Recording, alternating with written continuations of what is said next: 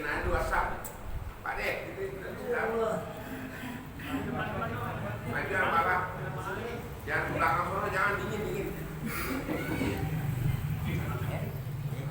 يا رب بالمصطفى بلغ مقاصدنا واغفر لنا ما مضى يا واسع الكرم يا رب بالمصطفى بلغ مقاصدنا واغفر لنا ما مضى يا واسع الكرم فإن أمرتي بالسوء من جهلها بنذير الشيب والهرم يا رب بالمصطفى بلغ مقاصدنا واغفر لنا ما مضى يا واسع الكرم ولا أعدت من الفعل الجميل كرام ضيفنا لم برأسي غير محتشم يا رب بالمصطفى بلغ مقاصدنا واغفر لنا ما مضى يا واسع الكرم لو كنت أعلم أني ما أوقره كتمت سرا بدا لي منه بالكتم يا رب بالمصطفى بلغ مقاصدنا واغفر لنا ما مضى يا واسع الكرم وصل وسلم وبارك عليه وعلى آله.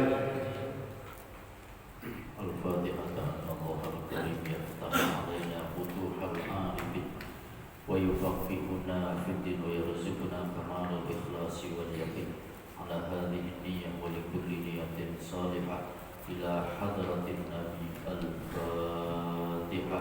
أعوذ بالله من الشيطان الرجيم. بسم الله الرحمن الرحيم. الحمد لله رب العالمين الرحمن الرحيم مالك يوم الدين إياك نعبد وإياك نستعين اهدنا الصراط المستقيم صراط الذين أنعمت عليهم غير المغضوب عليهم ولا الضالين. بسم الله الرحمن الرحيم. الحمد لله رب العالمين والصلاة والسلام على أشرف الأنبياء والمرسلين سيدنا محمد وعلى آله وصحبه أجمعين. أما بعد قال المصنف رحمه الله تعالى وأدام النفع به وبعلومه وبكم في الدارين آمين. رب اشرح لي صدري ويسر لي أمري واحلل عقدة من لساني يفقهوا قولي وسدد لساني واهد قلبي بحق سيدنا محمد صلى الله عليه وسلم. بسم الله الرحمن الرحيم. الباب الثاني في الطاعات الظاهرة. Bab yang kedua pada menyatakan berbuat taat dan ibadat yang zahir ila akhirih. Para hadirin, para jemaah dan para pengurus yang saya hormati, alhamdulillah bersyukur kita panjatkan kehadirat Allah Subhanahu wa taala. Malam ini kembali kita hadir di majlis ilmu. Masuk kita kepada bab yang kedua daripada ini kitab, yaitu tentang taat zahir dan ibadat yang zahir. Yang kemarin sudah selesai masalah tauhidnya. Kita orang mukmin, muslim akil balik, kita wajib percaya kepada sesuatu yang sifatnya gaib, bukan hanya di dunia, bahkan nanti hal-hal yang berkaitan dengan akhirat pun kita wajib untuk mempercayainya. Nah, kita lanjutkan kepada bab yang berikutnya, al-babus tsani fit ta'atiz zahirati. Bermula bab yang kedua pada menyatakan berbuat taat dan ibadah yang zahir. Nanti ada taat batin, ada taat zahir. Yang taat zahir itu yang kaitannya dengan ibadah-ibadah seperti salat kita, puasa kita, zakat dan haji kita. Tapi nanti ada juga yang termasuk daripada taat batin. Taat batin itu kemarin kata Imam Al-Ghazali, dia masukkan ke dalam hatinya akhlak-akhlak atau sifat-sifat yang mulia. Di antaranya ada yang namanya taubat, di antaranya ada yang namanya ikhlas, di antaranya ada yang namanya dia tawadhu, kemudian dia banyak mengingat kematian. Itu termasuk daripada to'at batin. Nanti to'at batin ada di akhir daripada ini kita. Kata Imam Hujjatul Islam Imam Al-Ghazali rahimahullahu ta'ala, i'lam anna awamirallahi ta'ala faraidu wa nawafilu, fal fardu ra'sul mali wa huwa aslut tijar, wa bihi tahsul najatu wan naflu huwa ribhu wa bihil fawzu fid darajat. Ketahui olehmu hai talib, ya talibul akhirah, orang-orang yang mencari jalan akhirat. Kata Imam Al-Ghazali bahwasanya segala ibadah yang disuruh Allah Ta'ala yang maha mulia dan maha tinggi itu ada kalanya fardu dan ada kalanya sunnah. Jadi kata Imam Al-Ghazali, Allah Ta'ala nyuruh kita itu beribadah ada kalanya fardu dan ada kalanya sunnah. Maka fardu itu ra'sul mal. Apa tuh ra'sul mal? Yakni modal perniagaan. Jadi kata Imam Al-Ghazali ini, Allah nyuruh kita ibadah itu ada kalanya dua, ada kalanya wajib, ada kalanya fardu, dan ada kalanya sunnah. Yang fardu itu ibarat orang dagang, dia adalah modal. Yang fardu itu, fardu ibarat modal kalau orang dagang. Dan dengan fardu itu asal perniagaan kita, asal modal dagang kita. Dan dengan dia dapat selamat.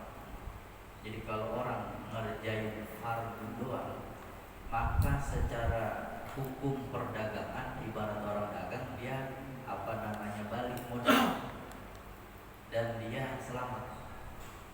Ya, jadi kalau orang ngerjain apa yang Allah perintah, yang wajib doang nih, yang 5 waktu dia kerjain, tapi dia nggak ngerjain yang sunnah, itu ibarat orang dagang, dia balik modal dan dia dianggap sebagai orang yang selamat.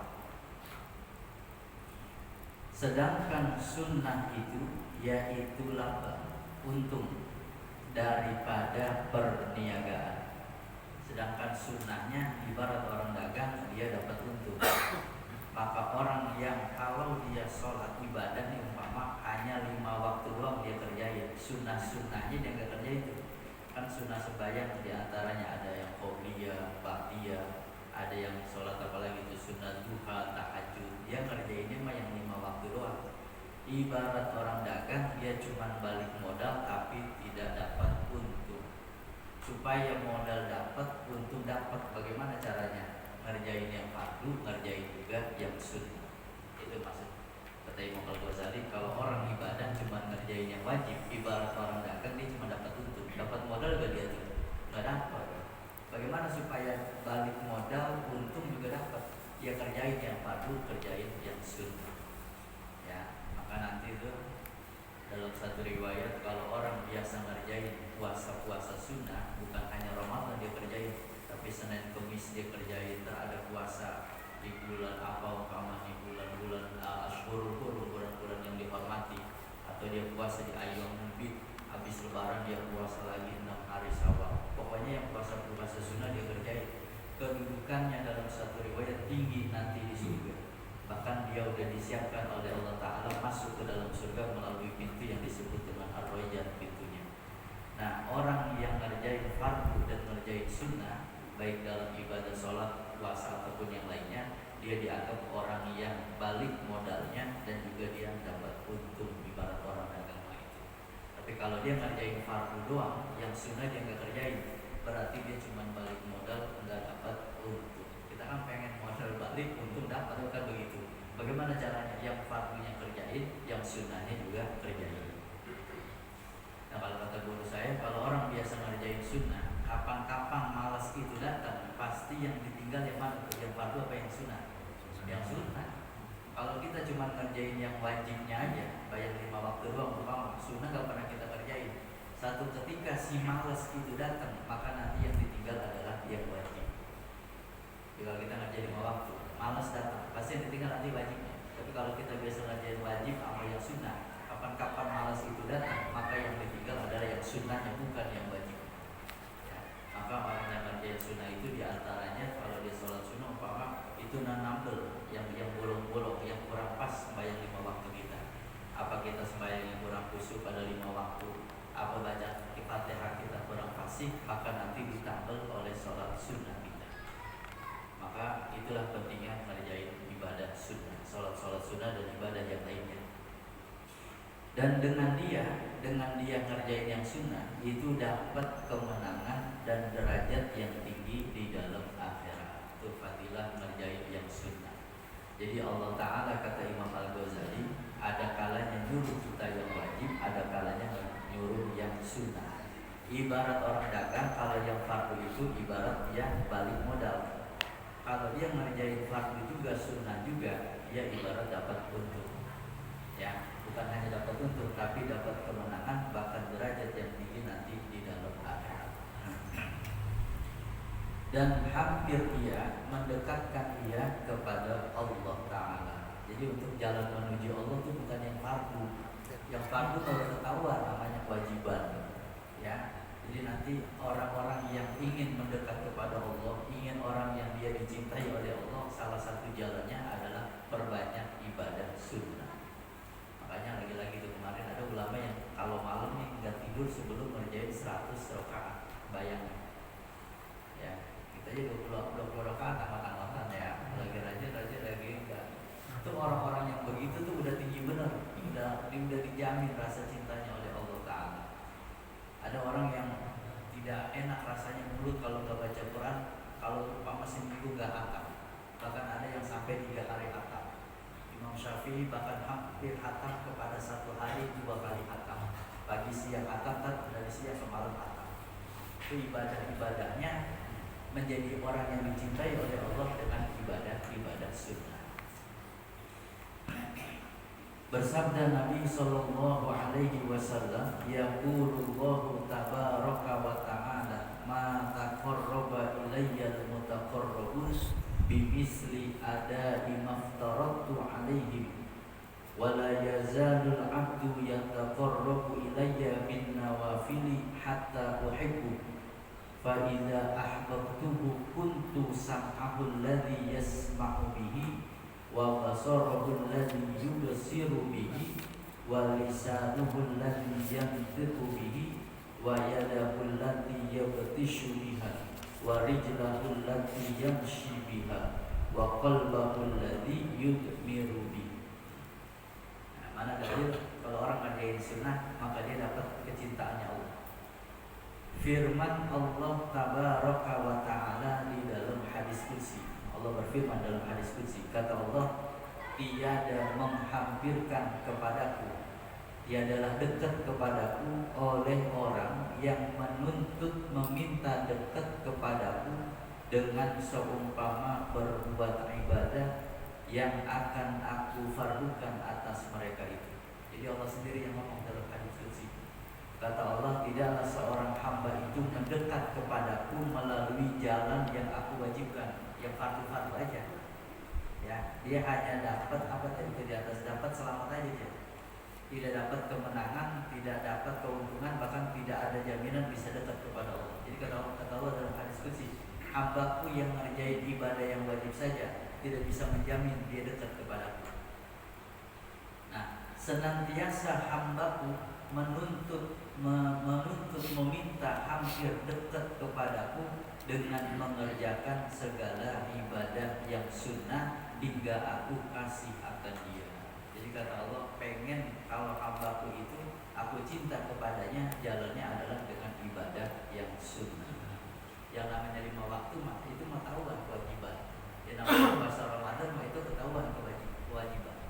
Tapi ada beberapa amalan kata Allah, diantaranya yang kalau dikerjakan oleh hambaku itu bisa membuat aku cinta kepadanya. Apa itu amalannya? Adalah ngerjain ibadah yang sunnah.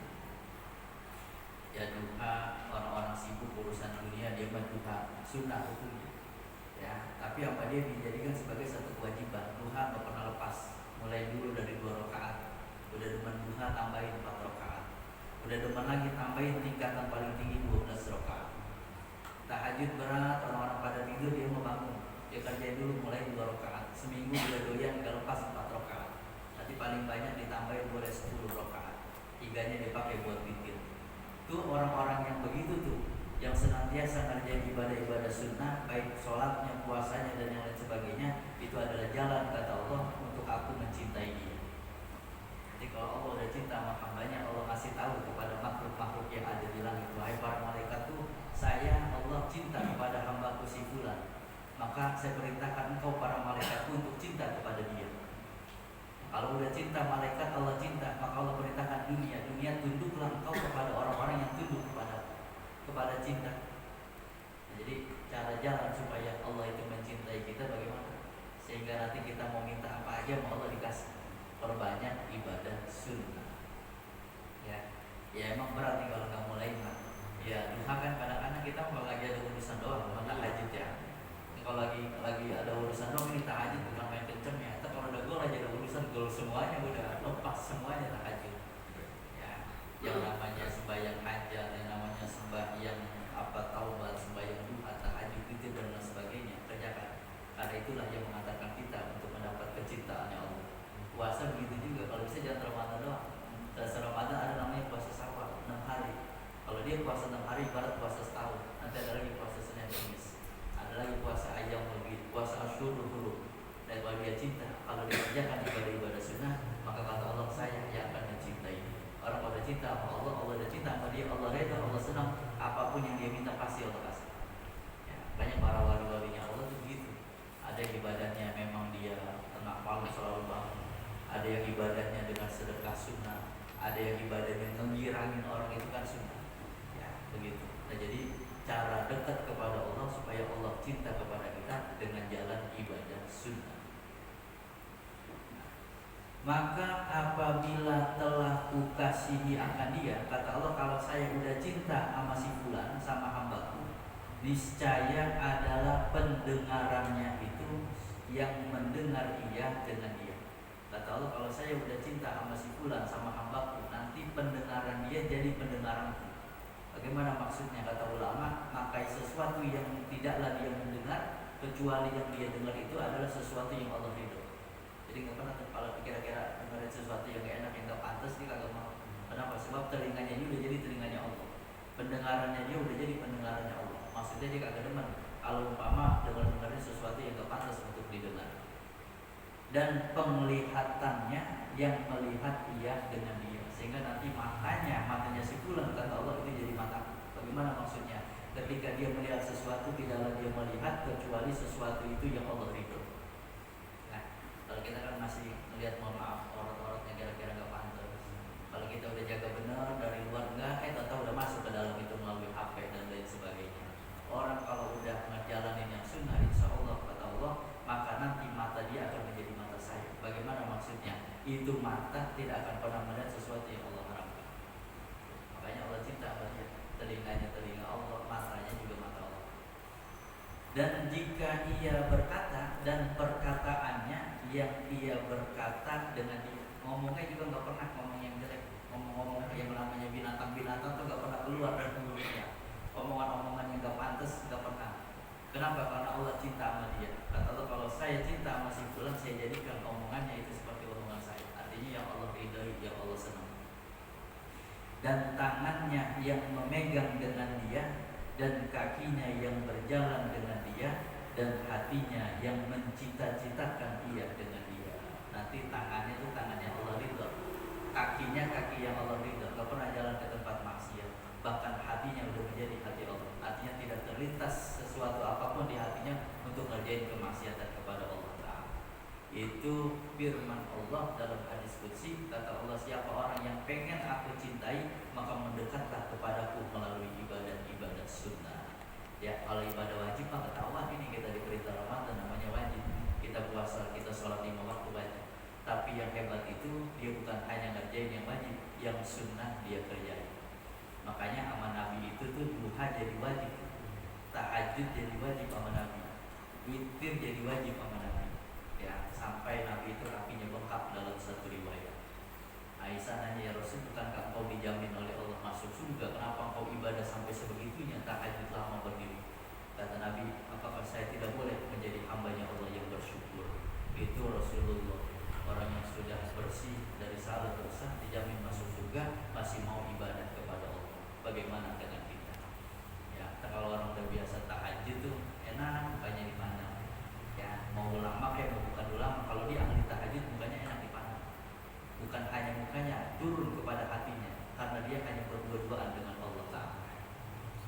Sehingga kata ulama, mustahil orang cinta sama Allah tapi nggak mau berdua-duaan bersamanya. Ya, kita ngaku cinta Allah, cinta aku. Kemudian kita nggak pernah yang namanya ibadah malam, itu mustahil kata ulama. Cinta sama Nabi tapi nggak pernah ngejalanin apa yang Rasulullah jalankan, yang Allah yang Rasulullah laksanakan, itu mustahil dianggap cinta kepada Nabi. Ya, nah itu. Jadi kita manfaatkan waktu yang umur kita yang singkat ini bukan hanya ngerjain yang wajib, tapi kalau bisa ngerjain yang sunnah. Karena sunnah itulah yang akan mengantarkan Allah mencintai kita dan kita mencintai Allah. Ketahui olehmu hai Talib, orang yang mencari jalan akhirat, bahwa tiada kuasa engkau tidak mampu mendirikan segala ibadah yang disuruh Allah Ta'ala itu dengan sungguh-sungguh. Nah, kata Imam Ghazali, kita nggak bisa nih melaksanakan ibadah yang sunnah yang wajib kecuali dengan sungguh-sungguh memeliharakan hatimu dan segala anggota tubuhmu daripada tiap-tiap ketikanya, pada setiap waktumu itu, dan tiap-tiap nafsumu daripada ketika pagi hingga petang. Kita kan manusia, kata Imam Ghazali. Ini yang bukan hanya berkumpul sifat taat, tapi kadang-kadang suka datang juga malas, kemaksiatan, dosa. Nah, bagaimana supaya kita melaksanakan perintah Allah itu bisa? Kata Imam Al-Ghazali, engkau tidak akan bisa mengerjakan wajib dan sunnah kecuali engkau sungguh-sungguh menjaga hatimu, menjaga anggota tubuhmu daripada memenuhi nafsu-nafsu jelekmu, kata Imam Al-Ghazali. Sehingga ada ulama bertanya, wahai guru, kenapa saya nggak bisa bangun malam bertahajud? Padahal siangnya saya udah tidur, tapi malam terasa berat. Kata gurunya, coba lihat dari pagi menuju malam kau tidur, itu adakah kemaksiatan yang kau kerjakan? Maka pantas kata Imam Ghazali, orang tidak bisa mengerjakan ibadah yang diperintah oleh Allah kalau dia tidak bisa menjaga hatinya, anggota tubuhnya dari nafsu-nafsu yang jelek. Ya, coba mengapa nih? Coba kenapa kita nggak bisa tahajud? Coba lihat dari pagi. Dari pagi kita nggak bisa tahajud, umpama dari pagi apa yang udah kita kerjakan? Sehingga berat sekali tubuh ini untuk ngerjain yang namanya sembahyang tahajud. Ngapa giliran bola pada bisa ya? Nah, bola bisa 72 jam 1 sembahyang banget bola. Iya. Tungguin bola mau. Coba kita tengok kata Imam Al-Ghazali. Ya, jadi memang disuruh periksa kenapa orang tidak bisa bangun malam, tidak bisa ngerjain sembahyang sunnah, ibadah sunnah. Coba lihat, tengok hatimu dan tengok anggota tubuhmu yang lain. Apa dari mata kita, apa dari kaki kita, telinga, mulut kita yang sudah melakukan nafsu-nafsu yang jelek. Melainkan kecuali engkau beri bagian segala waktumu itu dengan wirid-wirid, dengan zikir-zikir dan ibadah daripada pagi hingga petang. Dibagi itu nanti waktu, kapan waktu buat kerja, kapan waktu buat keluarga, dan kapan waktu buat Allah. Ya, kita bukan sekelas para walinya Allah yang memang dia sudah sangat dekat dengan Allah, dihiasi sehari-harinya dengan ibadah. Jadi kata Imam Al-Ghazali, engkau supaya begitu lawan nafsumu, kemudian bagi waktumu dari pagi sampai pagi lagi, dari malam tidur sampai tidur lagi, dibagi waktunya. Kapan waktu buat wirid, kapan waktu buat ibadah, dan kapan waktu buat yang lain-lainnya. Maka engkau ingatkan pada tiap-tiap waktumu akan segala ibadah yang disuruhkan oleh Allah Ta'ala, maka engkau kerjakan akan dia. Pokoknya nanti kalau udah ditentuin waktunya, maka tidak boleh ditaati, kata Imam Al-Ghazali. Itu biar supaya kita bisa ngerjain ibadah yang sunnah. Kalau kita kan masih goyang, ya, kita masih goyang.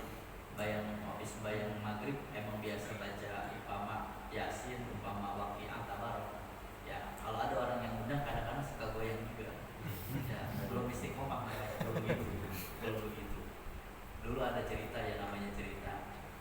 Itu lakinya lagi sembahyang. Lakinya lagi sembahyang di dalam kamar, sembahyang sunnah biasa habis maghrib, ya, sembahyang rajin.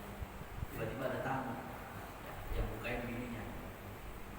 Kata apa namanya, Bang Haji ada lagi sembahyang di dalam kamar ada. Ya udah sampein aja, ntar habis isya undang tahlil. Sembahyang isya undang tahlil. Begitu tuh tamu pulang, itu lakinya keluar dari kamar udah rapi, pakai baju koko sarung sorban. Ditanya sama bininya, mau kemana Bang? Kan tadi dia ngundang tahlil itu. Padahal masih apa tuh? Masih sembahyang. Goyang juga. Ya, kata lakinya, kan tadi ada yang ngundang itu. Lah abang denger aja. Ya, masih goyang. Nah, bagaimana supaya itu bisa terlaksana? Yang ibadah sunnah itu. Jadi kata Imam Al-Ghazali, engkau bagi waktumu, kapan waktu buat dunia, kapan waktu buat akhirat. Dan itu nggak boleh diutak-atik, kudu istiqomah. Nah, ini kita masuk di Imam Al-Ghazali mencoba untuk membagi waktu. Ya, nanti kalau misalnya kita jalankan yang telah dibagi oleh Imam Al-Ghazali, waktu dari mulai kita bangun tidur sampai kita tidur lagi. Nah, pokoknya mau ada apa kayak nggak bisa diutak-atik waktu itu. Nah, kita lanjutkan syahdan. Apabila engkau bangun daripada tidur, nih udah dirumusin nama Imam Al-Ghazali. Kita mulai dari bangun tidur dulu. Maka hendaklah engkau bangun dahulu sebelum daripada terbit fajar, sebelum subuh. Subuh jam berapa sekarang?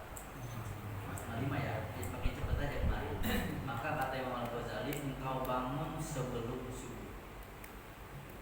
Ya, makanya tidurnya jangan malam-malam. Kalau tidur jam 1, 14 subuh, boro-boro tahajud. Ya, subuh aja 14. Maka diatur waktunya. Ini Imam Ghazali ngatur waktu kita, kalau bisa ini dijalankan. Sehingga nanti kau bisa menuju kepada perbuatan sunnah yang memang Allah suruh dan Allah nanti cinta kepada kita. Pertama, mau bangunnya sebelum subuh. Ya, kata orang tua kita jangan mau kalah sama ayam. Ayam bangunnya lebih dulu daripada kita. Ya, kita kuyup. Nah, adalah pertama-tama berlaku di dalam hatimu dan lidahmu itu, yaitu zikir kepada Allah. Jadi bangun tidur yang dicari jangan apa kalau zaman sekarang kali ya. Iya, apa yang mau dicari. HP yang diumpetin lagi sama bininya. Ya, apa mau tidur ngomel. Jadi bangun tidurnya sebelum subuh, habis itu tidak ada lain di hati kita, tidak ada lain di mulut kita kecuali ingat zikir kepada Allah Ta'ala. Maka baca olehmu pada ketika itu. Ini doa bangun tidur nih, diajarin oleh Imam Al-Ghazali. Doanya agak panjang. Alhamdulillahilladzi ahyana ba'dama amatana wa ilaihin nusyur. Ini doa kita sampai situ tuh. Ya kadang-kadang juga agak baca juga kadang-kadang. Jadi tidak ada sesuatu yang kita bangun tidur kecuali kita puji Allah Ta'ala. Ya, kenapa puji? Sebab banyak orang yang habis tidur kagak bangun lagi. Kata ulama, adalah akhul maut. Tidur itu adalah saudaranya mati. Ya, maka ketika bangun tidur diperintah untuk puji Allah. Kenapa? Karena banyak orang yang tidur kagak bangun lagi. Kita disuruh untuk membaca doa Alhamdulillahilladzi ahyana ba'dama amatana wa ilaihin nusyur. Ada tulisannya. Asbahna wa asbahal mulku lillah wal azamatu was sultanu lillah wal izzatu wal qudratu lillahi rabbil alamin. Asbahna wa asbahna ala fitratil islam wa ala kalimatil ikhlas wa ala dini nabiyyina Muhammadin sallallahu alaihi wasallam wa ala millati abina Ibrahim hanifan musliman wa ma kana minal musyrikin. Allahumma inna nas'aluka an tab'atsana fi hadhil yawm ila kulli khair wa a'udzu bika an ajtariha fihi su'an aw ajrahu ila muslim. Allahumma bika asbahna wa bika amsayna wa bika nahya wa bika namut wa ilaika nusyur. Nas'aluka khaira hadzal yawm wa khaira ma fihi wa na'udzu bika min syarri hadzal yawm wa syarri ma fihi. itu doa dibaca ketika bangun tidur. Ya. Ini mah doa kelas mati. Itu jauh banget gitu ya. Keburu ngantuk. Ini emang untuk awal ini panjang banyak. Imam Ghazali udah sekelas walinya Allah, ya udah sekelas ulama-ulama sufi. Wa ilaihi nusyur itu mah kelas TK. Kelas TK itu mah. Itu pada awal. Tambahin lah fotokopi kayak apa bagaimana tempel lah. Apalagi ini HP bisa sekarang banyak. Doanya bagus tuh. Kesimpulan daripada doa itu, kita minta sama Allah itu hari itu yang kita bangun di pagi hari adalah hari yang baik. Kita minta sama Allah, ya Allah jadikan ini hari yang baik dan kebaikan apa yang ada di dalam hari itu.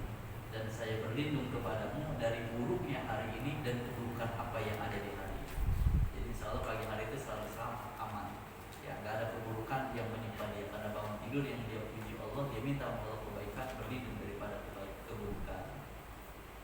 Itu diatur memang Ghazali. Bangunnya sebelum subuh, habis bangun tidak ada sesuatu yang dilihat dari hatinya, dari ucapannya, perbuatannya kecuali zikir kepada Allah, baca doa bangun tidur itu. Ini doa belum rapi, udah pulus lagi kali kita megang. Banyak ini doanya, dia boleh fotokopiin, fotokopi boleh. Ya, Siap. nah, maka apabila engkau memakai akan kain, nah kita memakai pakaian yang mau ke kamar mandi mau sembahyang, maka hendaklah engkau niatkan dengan niat pakai pakaian tadi untuk mengerjakan suruh Allah Ta'ala pada menutup auratmu. Itu dapat pahala. Urusannya dunia tapi diniatin buat akhirat dapat pahala. Ya tidak Allah saya pakai ini pakaian dalam hati kita niat aja. Ini karena memang engkau yang hidup supaya menutup aurat. Dapat pahala akhirat. Ya Allah saya makan ini di pagi hari niatnya supaya kuat ibadah dapat pahala. Saya tidur siang tujuannya malam supaya bangun tahajud dapat pahala. Walaupun malam kadang-kadang suka kagak sembahyang tahajud tetap dapat pahalanya. Ya jadi niatin. Jadi urusan dunia bisa berniat pahala akhirat. Dan jangan engkau kosotkan, jangan kau niat memakai kain itu, memakai pakaian itu supaya dipuji orang. Karena kosot niat yang demikian itu jadi ria, maka yang itu haram. Jangan niat kalian begitu. Kenapa pakai pakaian itu ini bagus yang saya maaf pengen supaya orang lihat dia itu bajunya. Itu dianggap sebagai suatu perbuatan ria. Nah itu dibagi waktu oleh Imam Al-Ghazali. Ya jadi nanti nih sampai terusnya nih diatur nih sampai nanti kita tidur lagi. Nanti dari menjelang matahari terbit apa yang kita lakukan. Nanti dari jam 9 ke 10 apa yang lakukan. Nanti tidur siangnya di jam berapa. Nanti diatur di sini oleh Imam Al-Ghazali. Nanti kalau diatur kata Imam Al-Ghazali jalannya yang wajib kerjakan, yang sunnah kerjakan. Maka nanti Allah akan mencintainya. Faslun fi adabi qada'il hajat. Nanti tentang adab qada' hajat. Ada dua ayat. Dua ayat, mau buang ayat besar, buang ayat kecil, ada adabnya dalam agama kita. Ya, dah segitu dulu dah. Jadi nanti ntar malam udah mulai. Nusur, apa nusur? Iya, enak ngaji kan ngamalin itu di. Iya. Yang ada kelas tadi mah banyak ada yang penting mau jelasin nusur sampai selesai tadi banyak. Ya, mau tidur ambil sembahyang, ntar bangun tidurnya sebelum subuh. Subuh setengah 5 jam minimal kalau dia mau tahajud jam 3 ada baru. Jam 3 masih kelamaan, jam 4 bangun. Pokoknya sebelum subuh supaya subuhnya jamaah. Orang yang sembahyang subuh jamaah dia dalam jaminannya Allah Ta'ala. Nanti tidaklah dia bangun tidur, tidak ada yang dia ingat apapun kecuali baca dulu doa tadi. Ya, ingat dulu Allah. Ya. Bangunnya 30 menit atau yang malamnya ada hadas bisa mandi, yang mau tahajud masih ada waktu, yang mau witir masih ada waktu. Bangun. Bagaimana supaya bangun bisa tidurnya jangan malam-malam. Tidur malam-malam kalau bisa 12. Kalau nanti kita bahas tentang adab qada hajat. Qada hajat artinya buang air besar, buang air kecil. Dalam agama kita ada adab-adab. Ini udah masuk kepada ilmu tasawufnya. kemarin masalah ilmu terkait tentang nah itu jadi kita pengen jadi hamba yang dicintai Allah maka dekatlah kepada Allah melalui ibadah sunnah. Kata Allah kalau orang mengerjakan ibadah yang wajib itu memang kewajiban nggak bisa menghantarkan Allah cinta kepadanya emang wajib namanya kewajiban tapi ada satu amalan yang bisa membuat Allah cinta kepada hamba itu ibadah sunnah.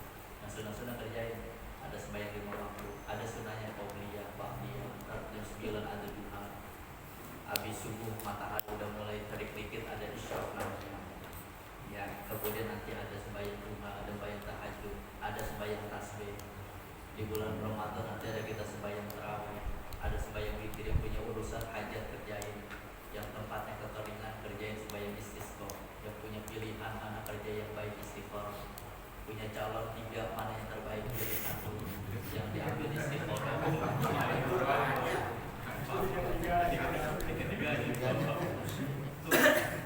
puasa nanti kita mau masuk Ramadan habis Ramadan ada puasa sawal dia mau istiqomahin lagi Senin Kamis Rafi ada ajang lebih 13, 14, tanggal 15 nanti ada Asyurul Hurum bulan Rajab bulan Saban ya jadi mendekat kepada Allah melalui ibadah sunnah kata Allah Muhammad in kuntum tuhibbunallah fattabi'un kalau pengen saya cinta kepada hamba suruh ngikutin Nabi ya kita disuruh ngikutin Nabi itu rajin puasanya Nabi rajin sembahyang sunnah nah itu insya Allah dia akan mendapatkan kecintaan Allah dan kecintaan Rasulullah orang kalau udah dicinta sama sang maha pencipta ya mau apa aja dikasih kalau kita kan dekat banget sama teman kita mau minta apa aja dikasih yang duit berapa sih juta dikasih kita kalau udah dekat banget Allah juga begitu mau minta apa aja Allah kasih dengan catatan tadi ibadah sunnahnya kerjain insya Allah nanti Allah akan cinta ibadahnya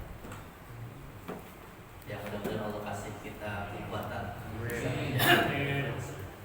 kalau kita lanjutkan faslun fi adabi qada'il hajat wallahu a'lam bissawab al-fatihah alhamdulillah rabbil alamin arrahmanir rahim maliki